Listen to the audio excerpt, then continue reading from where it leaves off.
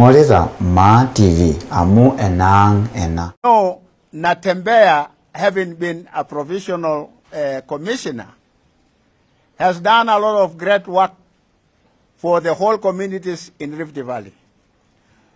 So Ngeno commenting about Natembeya is unorthodox, which is not primarily taken by the will of the people. We know Ngeno has been an opportunist.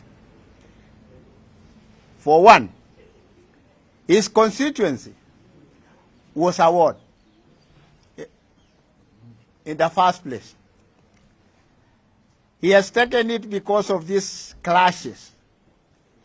He has been so predominant in trying to bring about clashes in Narok South, and in many occasions he has been taken inside the police custodies just because of coming to stir up the community against other communities. We know the constitution of this country is enshrined so that it defends everybody. Whether you are marginalized, whether you are a small group, whether you are a minority, whether you are a majority, the Constitution is equal in the eyes of people. And we know even the Constitution is also equal to the eyes of God. So, enough, we can call it enough is enough, because they have dominated us for a long time. The whole area from NLRI to where they were evicted recently belongs to the Maasai.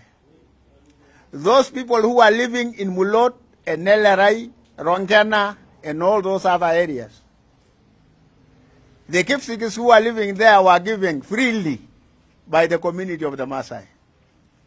The bond of contention is about the settlement in the Mao forest. The Maasai, who are the landowners, the Mao forest landowners, should have been the people to be evicted.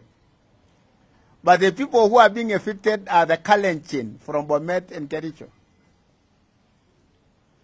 We are going to make them aware that Narok has its own people. It is just equal to Kericho and Bomet, because Bomet belongs to the Kalenjin, Kericho belongs to the Kalenjin, and Narok belongs to the Maasai. We don't want to be incited against any other community. But all the incitement that has erupted in Narok South has seen the loss of life just because of a few people who are coming to incite the Kalenjin against the Maasai. So if the country is united under one president, who is Uhuru Muigai Kenyatta, as we know it because the Constitution tells us that, then the deputy president must respect the president, Murkomen must respect the president, Ngeno must respect the president, and we also need to be respected.